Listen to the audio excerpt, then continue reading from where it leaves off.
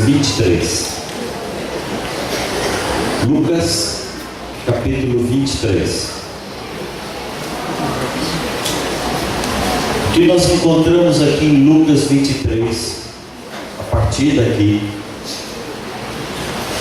a Bíblia vem narrando as últimas 24 horas de Jesus aqui na terra. Esse foi o seu último dia de vida. Na verdade, isso foi bem curto e bem rápido. Mas durante essas últimas 24 horas, Jesus foi compelido, foi obrigado a se encontrar com algumas pessoas. De todos esses últimos encontros de Cristo, eu separei 5, porque esses encontros têm uma mensagem para nós, para mim e para você. Lucas, capítulo 23, começa dizendo assim: então toda a assembleia levantou-se e levou Jesus a Pilatos, e começaram a acusar, dizendo: encontramos este homem subvertendo a nação. Ele proíbe o pagamento de impostos a César e declara que ele é o próprio Cristo, um rei. Pilatos então perguntou a Jesus: é você o rei dos judeus? E Jesus respondeu: você está dizendo isso? Então Pilatos disse aos chefes dos sacerdotes e a todos: não encontro nele culpa nenhuma. O primeiro encontro de Jesus foi com Pilatos. Pilatos era governador do estado da Judéia. A Palestina estava dividida na época de Jesus em 3 estados principais: no norte, a Galileia; no centro, Samaria; e no sul, Judéia. Jesus era judeu porque nasceu no estado da Judéia. Jesus nasceu na cidade de Belém. José e Maria moravam em Nazaré, Galileia, mas houve um recenseamento. José teve que ir a Belém e Jesus nasceu em Belém. Jesus era judeu.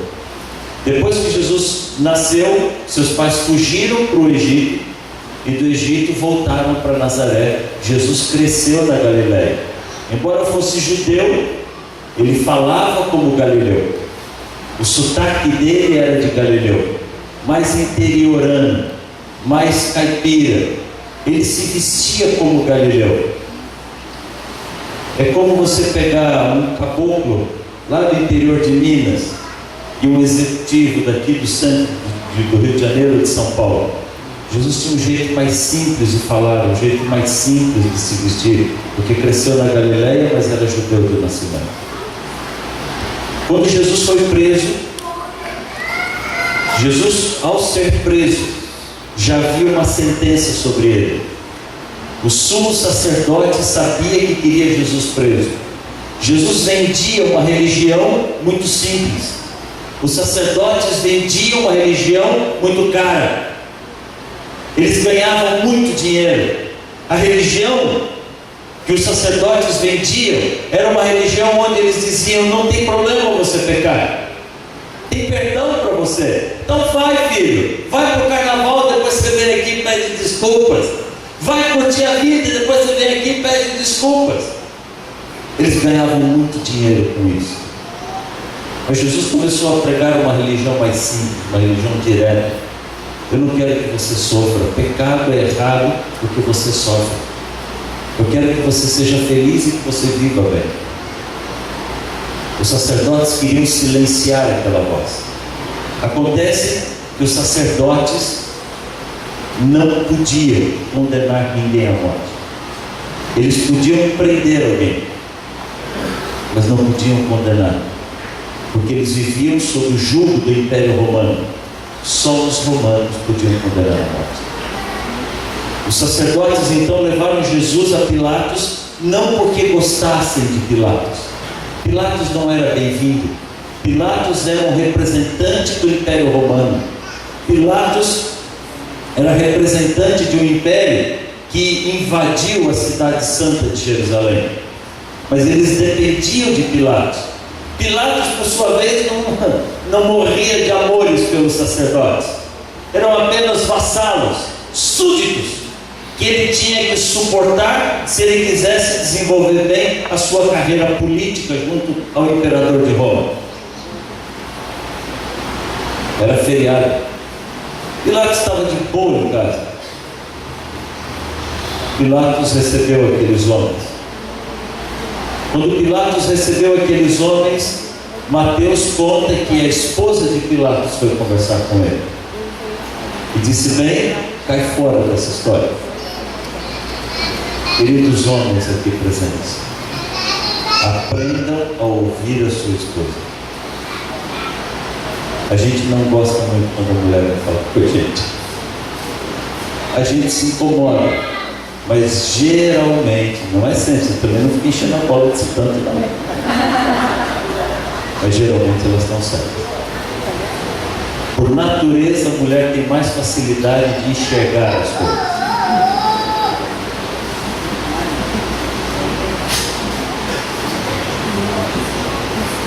Pilatos entrevistou Jesus. O que Pilatos conversou com Jesus, ninguém sabe. Pilatos o levou à sua câmara secreta. Conhecemos duas perguntas que Pilatos fez a Jesus. Você é um rei? Jesus, por mais simples e por mais humilde que fosse, tinha porte de rei. Por mais simples e interiorana que fossem suas palavras, soava como um rei. Pilatos viu sem o porte real de Jesus. A outra pergunta que Pilatos fez foi sobre a verdade. O que é a verdade?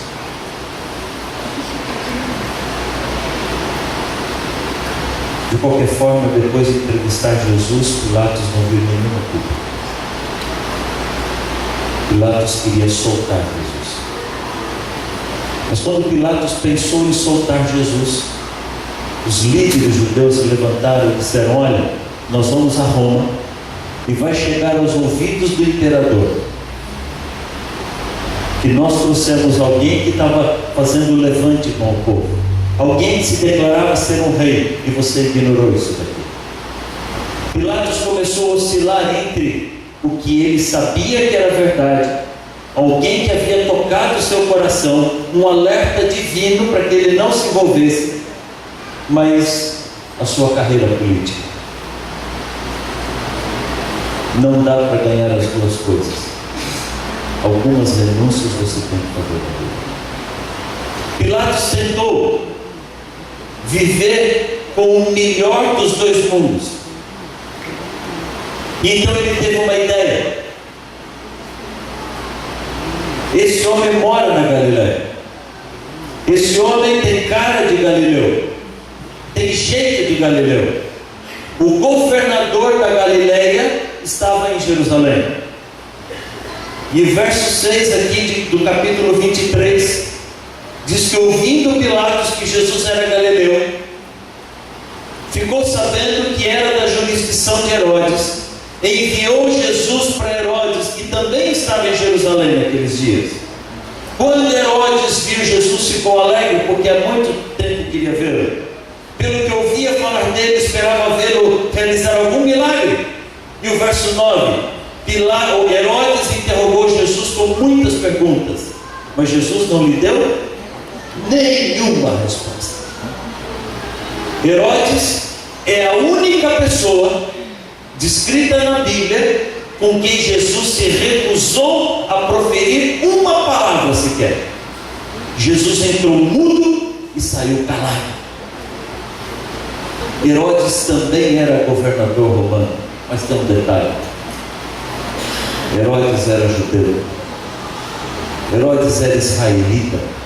Herodes traiu a sua fé, a sua nação e o seu povo pelos benefícios de um cargo político. João Batista já havia trabalhado com o coração de Herodes.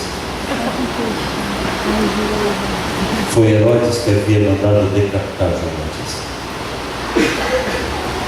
Provavelmente, muito provavelmente, Herodes seja a única pessoa que nós conhecemos que a gente pode afirmar com segurança, uma pessoa que já havia pecado contra o Espírito Santo. Alguém que já havia se colocado tão longe de Deus que entrou num caminho que não tinha mais retorno. Herodes não tinha sinceridade no coração. Pilatos tinha. Herodes não tinha. Herodes queria ver milagres para zombar, para escarnecer. Jesus não abriu a boca. Herodes disse assim: olha, esse homem mora na Galileia, mas ele nasceu aqui na Judeia, ele está aqui na Judeia, isso não é problema meu. Devolveu Jesus para Pilatos. Pilatos se viu de novo com aquela batata quente na mão. E agora, o que eu faço? Foi então que Pilatos teve uma ideia mirabolante, maravilhosa. Todo ano, no feriado da Páscoa, o governador romano soltava um preso, libertava um preso. Era uma maneira de demonstrar algum tipo de simpatia com o povo. Geralmente eles pegavam alguém que era popular, alguém que o povo gostava, que foi preso por pegar uma galinha na casa do vizinho, um crime pequeno, gente que pegou alguma coisa para comer e estava condenado, e o governador soltava para fazer jogo político com o povo. Mas dessa vez não. Pilatos teve uma ideia: eu vou soltar Jesus sem que ninguém possa me acusar.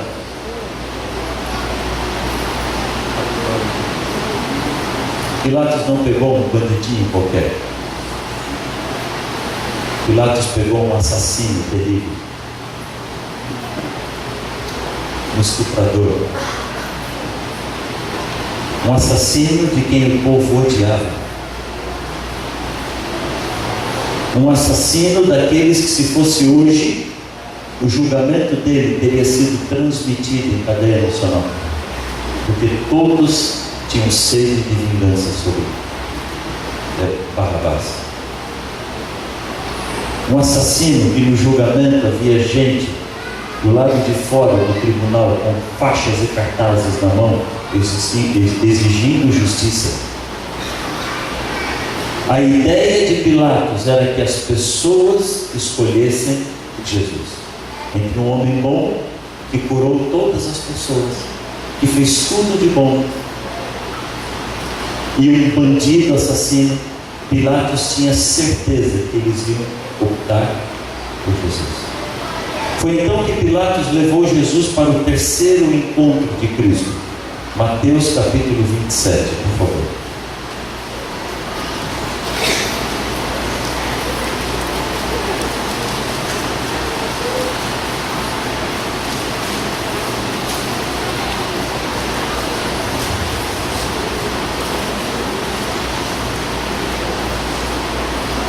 Mateus capítulo 27, verso 15. Por ocasião da festa era costume do governador soltar um prisioneiro que era escolhido por quem? Pela multidão. Eles tinham naquela ocasião um prisioneiro muito conhecido chamado Barrabás. Então Pilatos perguntou à multidão que ali estava reunida: qual desses dois vocês querem que eu solte? Barrabás ou Jesus, o chamado Cristo? Porque eles sabiam que haviam entregue Jesus a ele apenas por inveja.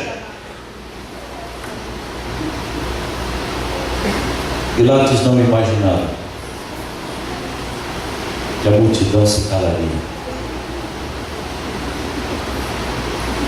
A Bíblia não diz que a multidão gritou. A Bíblia diz que algumas pessoas pagas pelos sacerdotes, do meio da multidão, gritaram: solte Barrabás!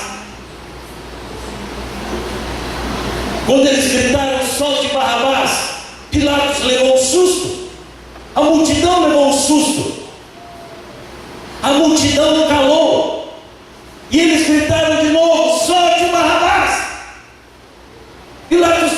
não, espera um pouquinho, Barrabás é assassino, esse homem é inocente.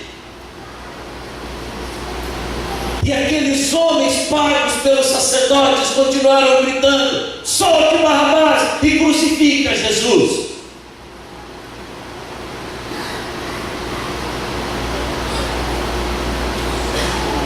O plano de Pilatos desmontou.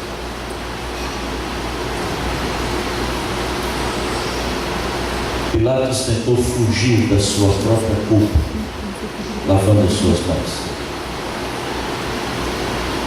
Mas Pilatos sabia que naquela hora ele estava derramando o sangue de um inocente.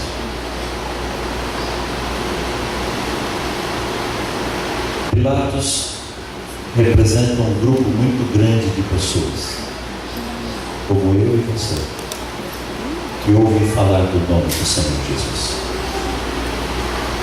que são convidados a entrar numa igreja, que estudam a Bíblia, entendem a verdade. Filho, a verdade está muito clara na palavra de Deus. É irrefutável, é inquestionável. Mas a gente tem medo de perder os amigos, medo de perder o trabalho, medo de perder qualquer coisa que nem a gente sabe o que é.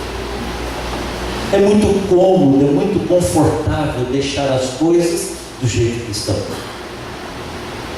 Por medo, por interesse, apenas por ser confortável, a gente segue a vida do jeito que está e abandona esse Cristo que podia nos salvar.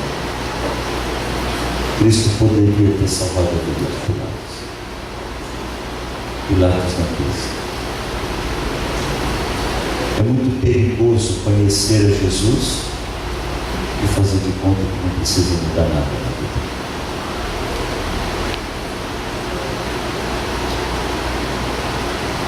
Pilatos nunca mais foi feliz. Existe um escritor do primeiro século que conta que Pilatos ficou fissurado por água. Ele criou uma psicose sobre lavar as mãos. Ele nunca mais teve paz de espírito. Toda vez que Pilatos via água, ele lavava as mãos. Mas ele foi perdendo a capacidade de administrar os próprios sentimentos e as próprias emoções. E segundo a história, segundo a lenda, a gente não sabe se isso é 100% real ou não.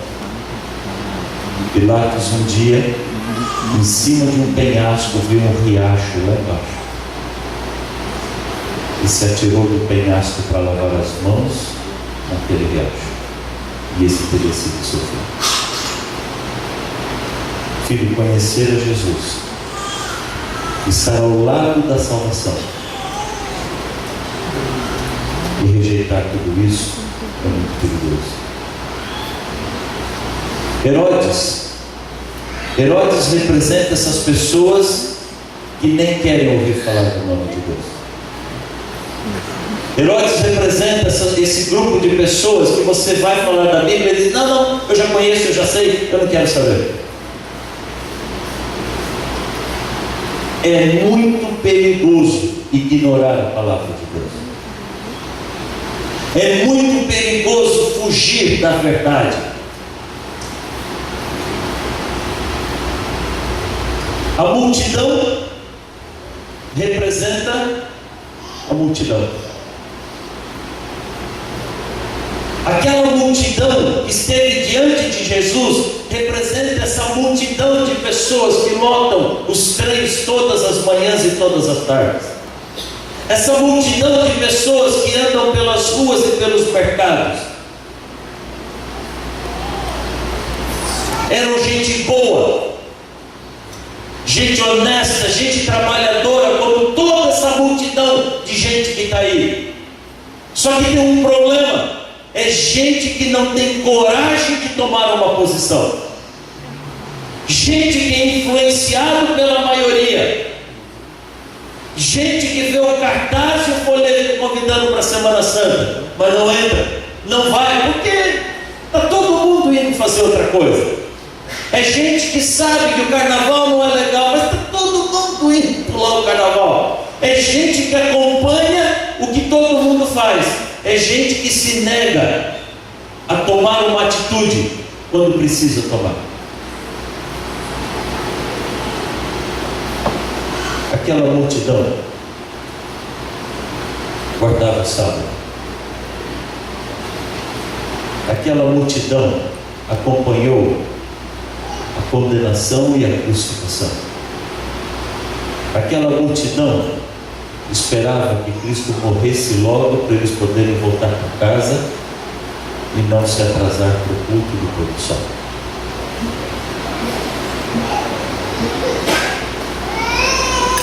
Sabe qual foi o problema da multidão?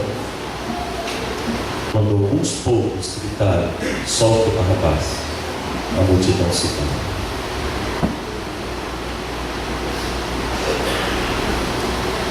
Nós convivemos com coisas erradas o tempo todo à nossa frente, mas nós nos calamos. Nós simplesmente fazemos o que todo mundo está fazendo. É muito perigoso fazer o que todo mundo está fazendo. O Galvão Bueno fica dizendo uma frase que não foi ele que criou, isso é mentira, mas ele é quem mais fala. A voz do povo é a voz de Deus. É errado. Deus não se manifesta através da multidão. Na grande maioria das vezes, a multidão está errada. Aliás, eu não consigo me lembrar de nenhuma vez em que a maioria esteve certa. É só acabar uma eleição, seja ela para que for, e você já percebe que a multidão não está certa. É muito perigoso me esconder atrás da multidão e fazer de conta que está tudo bem. Não está tudo bem. O quarto encontro de Jesus naquele dia fica para nós um pouco subjetivo. Quando Jesus passava no caminho para o Calvário, a Sr. White diz que ele viu o corpo de um homem pendurado numa árvore. Aqui mesmo no capítulo 27, no verso 3, a Bíblia diz assim: quando Judas, que o havia traído, viu que Jesus fora condenado, foi tomado de remorso e devolveu aos chefes dos sacerdotes e aos líderes religiosos as 30 moedas de prata. E então Judas disse: pequei porque traí sangue inocente. E eles retrocaram para Judas: isso não é problema nosso, isso é problema seu, isso não nos interessa. E o verso 3: então Judas jogou o dinheiro para dentro do templo e, saindo dali, foi se enforcar. Quando Jesus caminhava para o Gólgota, para o Calvário, Jesus viu o corpo de Judas pendurado, morto em uma árvore. Judas foi discípulo de Jesus. Judas conviveu com Cristo durante 3 anos e meio. Judas viu todas as maravilhas que Cristo havia feito. Judas foi alertado por Cristo de que ele o trairia.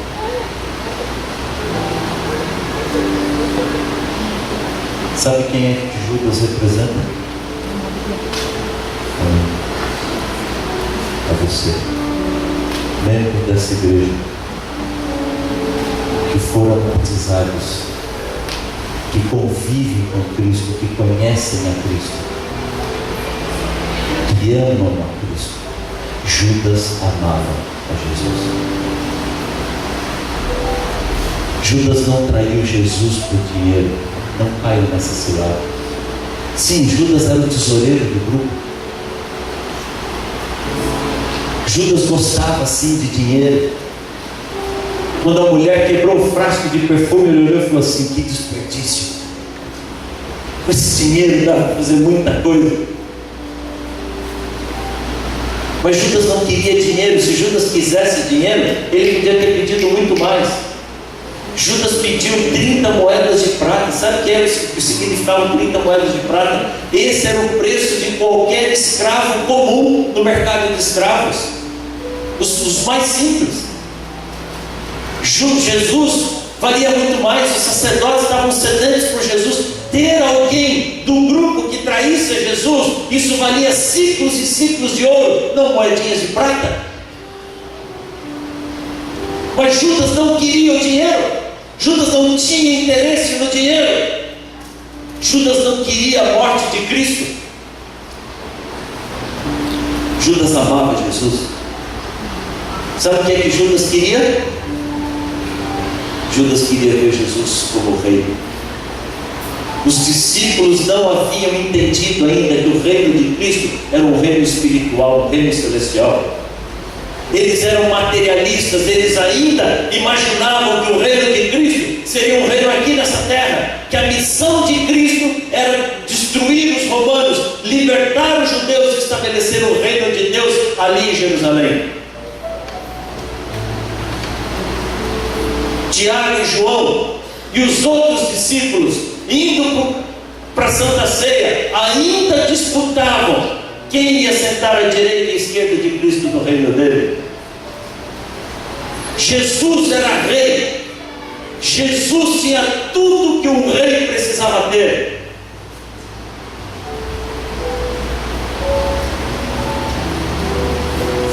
Quando as pessoas tiveram fome, Jesus alimentou a multidão.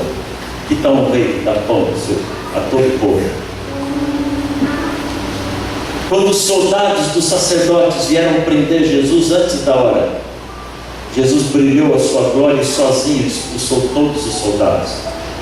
Que tal um rei que dá segurança, acaba com todos os bandidos e pacifica todas as favelas sozinho?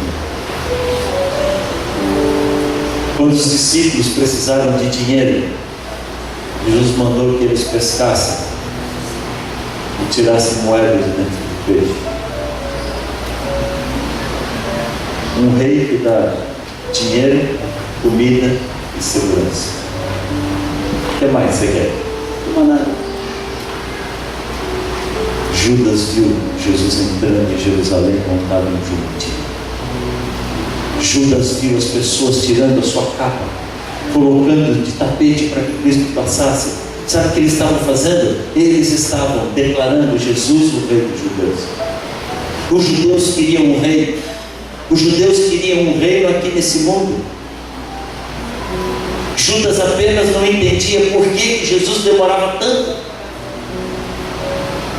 Quando Judas trouxe os sacerdotes, os soldados dos sacerdotes, tudo que ele queria era antecipar o plano, era forçar Jesus a acabar de logo, de uma vez por todas, com eles. Na cabeça de Judas, Jesus já não aguentava mais. Judas viu Jesus expulsando os pecadores do templo. Judas sabia que o coração de Cristo fervilhava contra aqueles líderes religiosos podres. Judas tinha certeza que quando ele trouxesse os soldados do sacerdote, Jesus os destruiria de uma vez. Jesus acabaria com Pilatos, com Herodes, com o Império Romano. Jesus declararia e estabeleceria finalmente o seu reino, e Judas ainda ia ser condecorado.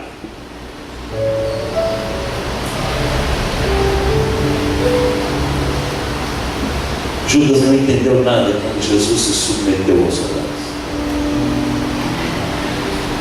Judas não entendeu nada quando Jesus se submeteu aos sacerdotes. Judas não entendeu nada quando Jesus se submeteu ao julgamento de Pilatos e da multidão. Desesperado, ele tentou reverter o quadro. Não era nada disso. Finalmente Judas viu que não tinha mais o que fazer. E entendeu que a única coisa que ele merecia era acabar com a família dele. Judas representa esse grupo de pessoas aqui dentro, que prega o reino de Deus e vive o reino dessa terra, que prega os valores espirituais, mas que continua esperando no reino aqui na terra. Judas representa um grupo de pessoas que acha que Deus não sabe agir, que Deus está demorando muito para agir. E se Deus está demorando, eu vou dar um jeito de antecipar as coisas. Filho, não tente ajudar Deus. Não tente ajudar Deus. Você não sabe tudo que está envolvido. O que eu e você precisamos fazer é fazer a nossa parte. Abrir o coração e sermos sinceros diante de Deus e aceitar os planos de Deus, por mais diferentes, por mais esquisitos, por mais lentos que eles pareçam.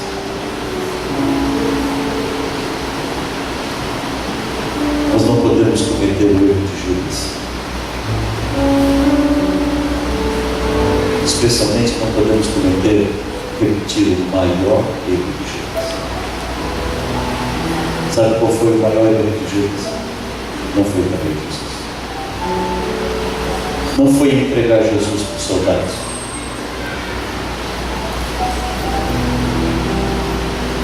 Judas se arrependeu, mas se arrependeu do jeito errado. Judas se arrependeu ainda buscando soluções em si mesmo. A única solução que ele encontrou foi o suicídio. Deixa eu perguntar uma coisa para você. Qual traição foi pior, a de Judas ou a de Pedro? Porque Pedro também foi Jesus.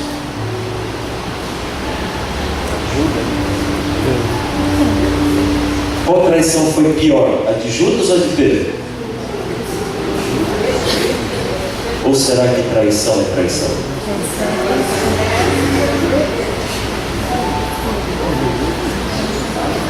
Por que Pedro teve perdão e Judas não teve?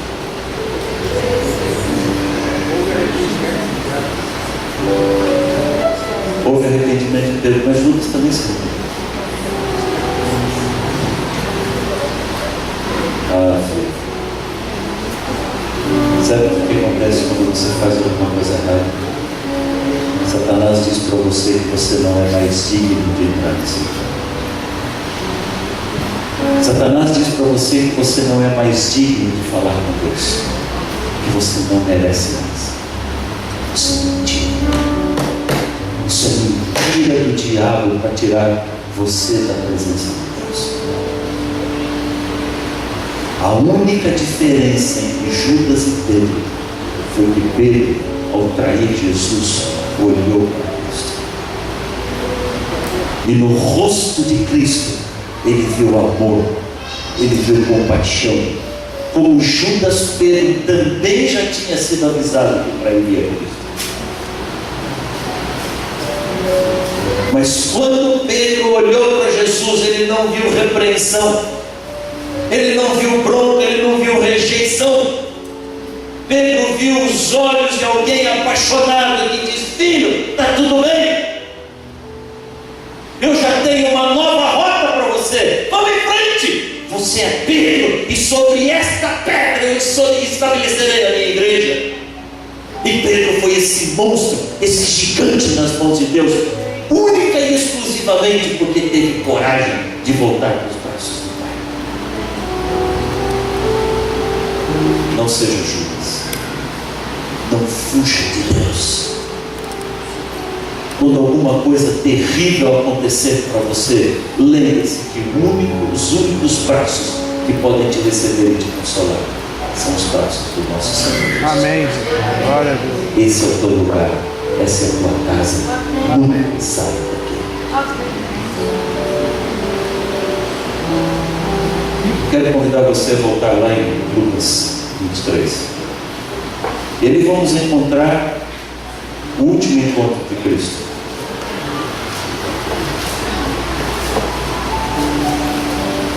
Lucas capítulo 23, verso 32.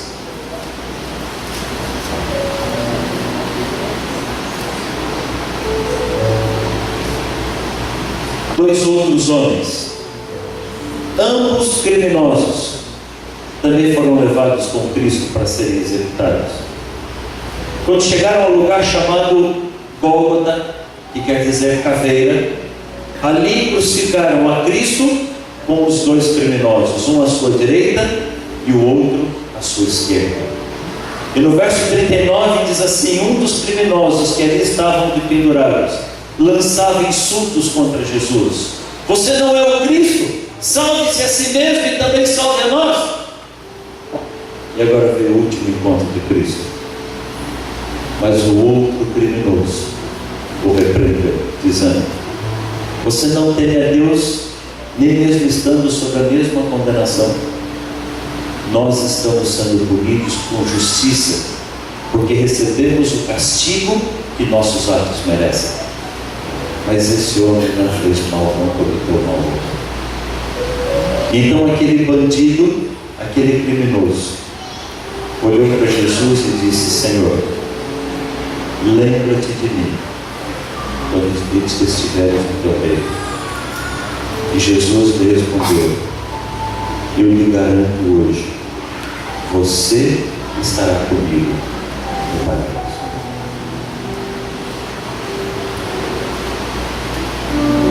Filho, de qualquer outra pessoa que você poderia pensar em imitar o exemplo, acho que a última que nós pensaríamos seria de um bandido, do criminoso. Esse homem errou durante a vida inteira dele, mas quando ele esteve na frente do Salvador, ainda que não pudesse mais abraçar a Cristo, ainda que não houvesse mais tempo para correr na direção de Cristo, ainda que não pudesse mais tocar o Senhor Jesus, na oportunidade que ele teve de estar diante de Cristo, ele reconheceu o que Cristo podia fazer por ele. Desmanchou a vida dele aos pés de Jesus. Na última hora da sua vida, ele chegou a Cristo a tempo de depor todos os pecados e crimes dele aos pés da cruz de Cristo. Ele não hesitou, ele não questionou, ele não titubeou, ele repreendeu o seu parceiro e se apresentou diante de Cristo para ser salvo.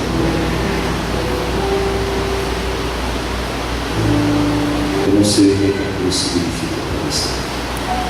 Para mim, salvação, libertação, uma vida nova e completamente diferente.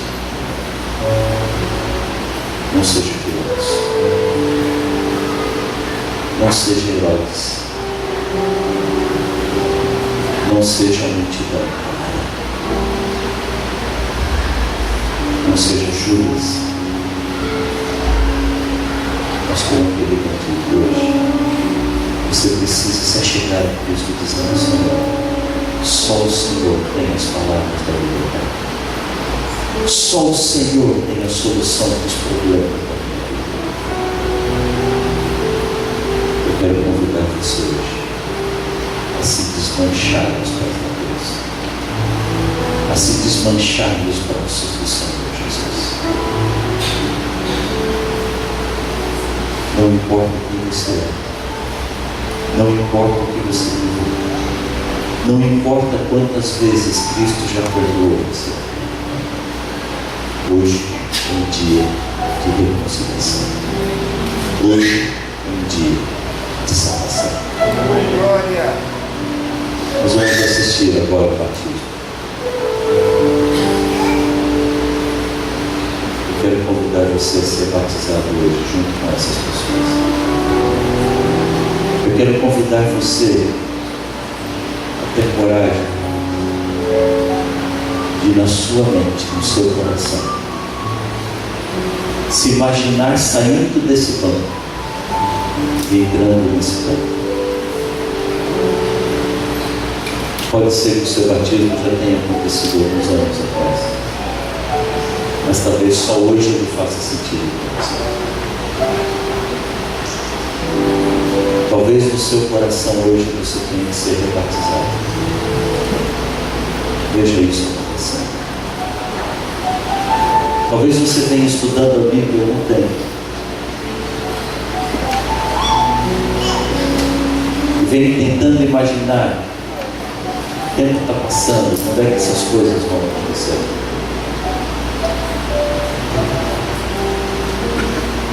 Tenha coragem de enxergar você ali dentro, selando a sua vida com Jesus. Talvez você esteja entrando nessa igreja pela primeira vez na sua vida. Ou você tem condições, sabe que Cristo está chamando você hoje. E assim como essas pessoas estão saindo para se preparar para o batismo, que hoje você tenha coragem de sair também, para vir para cá, dizendo: Senhor, a minha vida está nas tuas mãos. Que Deus abençoe você.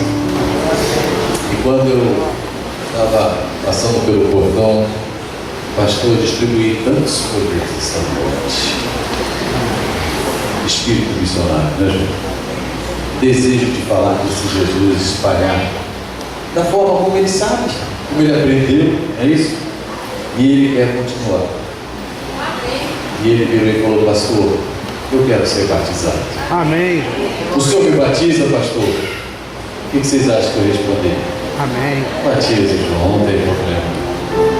E nós fomos essa semana. A semana foi uma bênção, irmãos, para a igreja de Colégio. Pastor Paulo foi um instrumento nas mãos de Deus para todos nós. E eu fui essa semana conversar com a mãe do João. Ela veio, João? Ah, precisou sair. Ah, mas está a irmã aqui? Que bom, sejam bem-vindos à casa do nosso Pai. E a mãe falou: pastor, você é desejo do meu filho. Ok. E hoje nós estamos aqui batizando o João. Mas antes do batismo, nós temos uma música especial.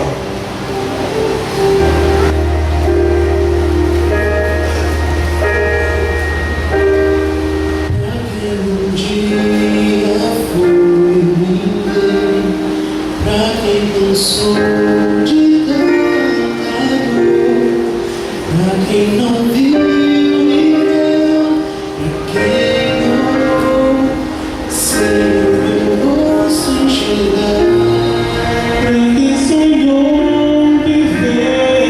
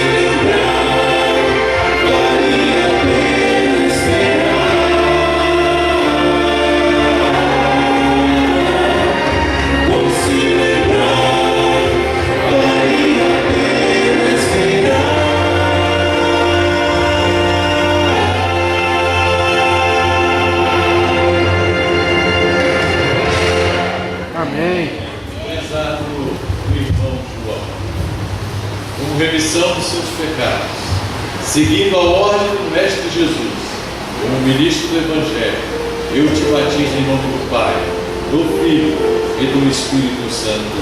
Amém.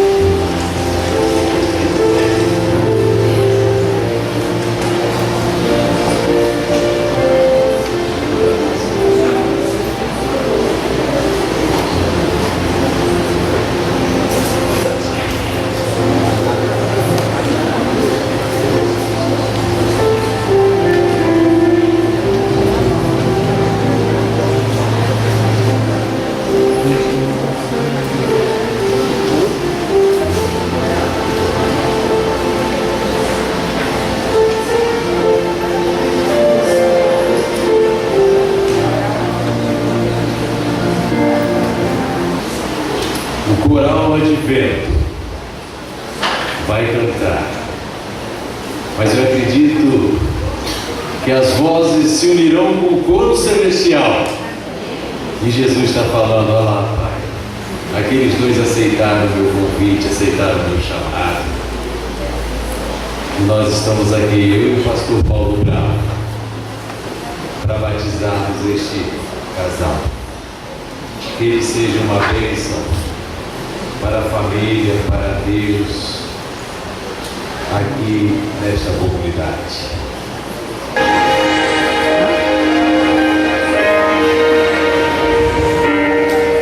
Desde o princípio, Deus planejou criar vocês.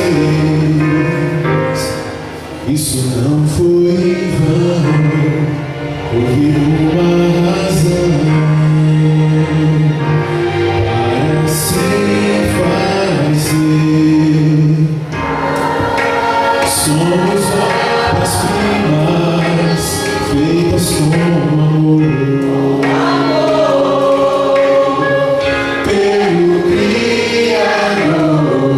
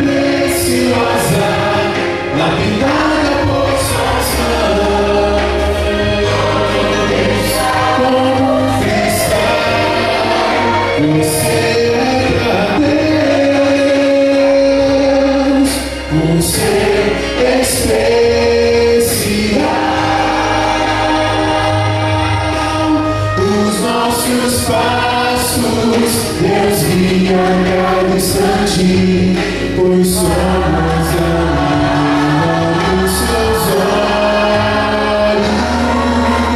Como um cristal, você é pra Deus uma pedra preciosa por suas mãos. Você é pra Deus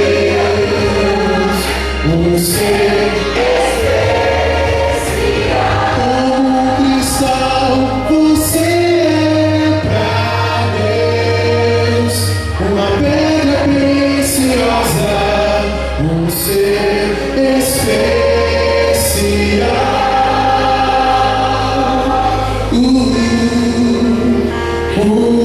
Cristal.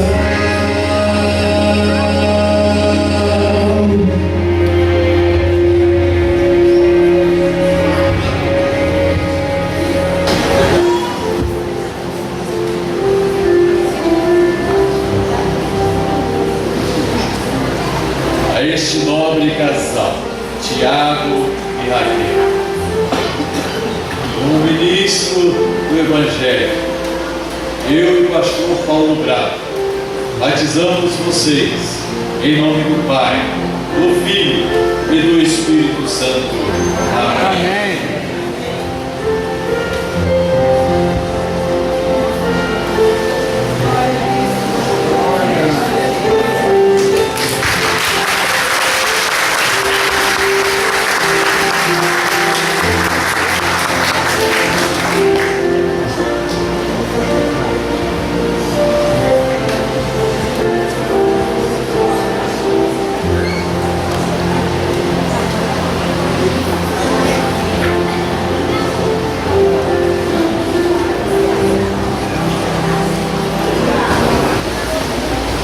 Esta semana foi uma semana de bênçãos.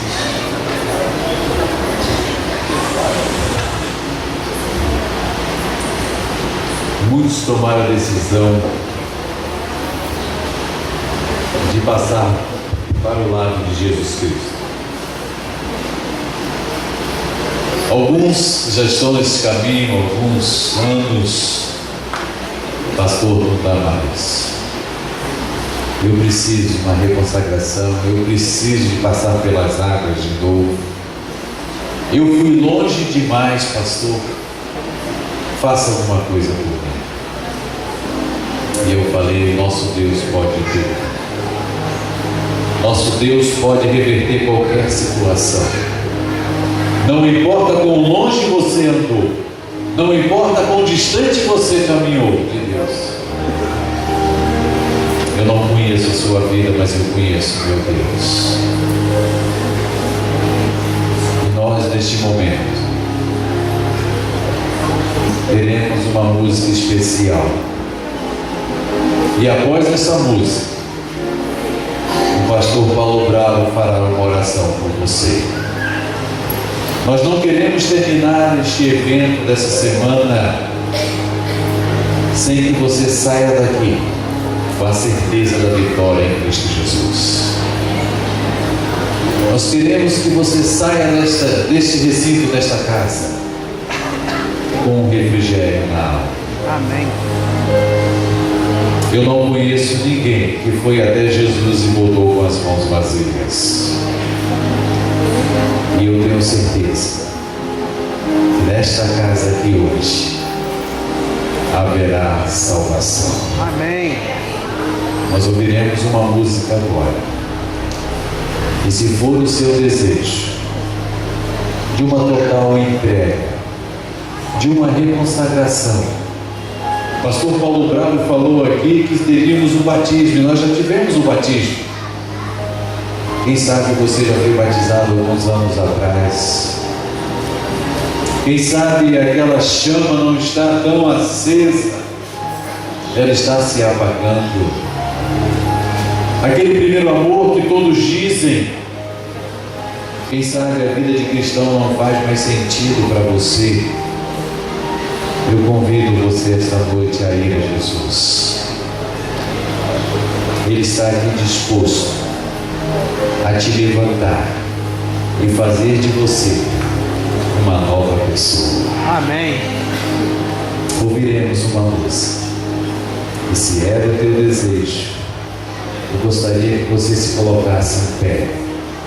Logo após o pastor Paulo Bravo fará uma oração por você.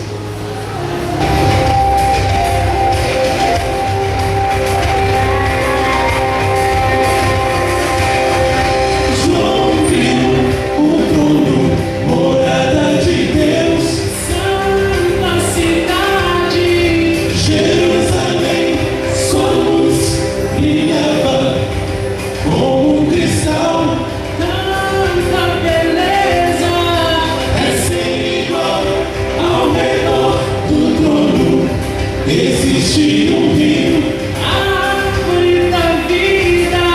Sim, eu quero ir pra este lugar, Jerusalém.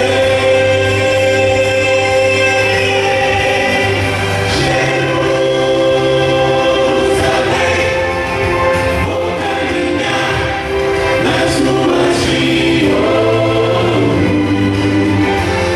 Irei abraçar o meu mestre Jesus.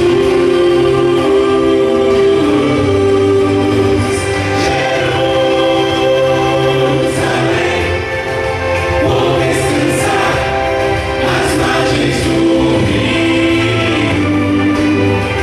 na cidade de luz.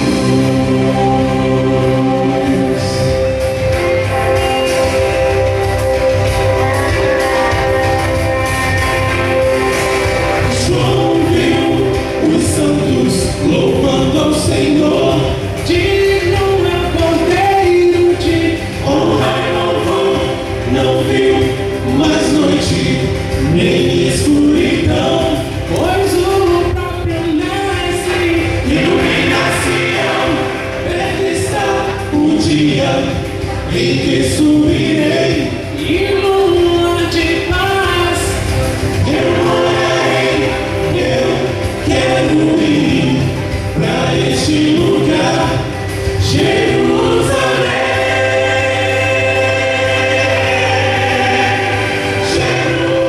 Jerusalém,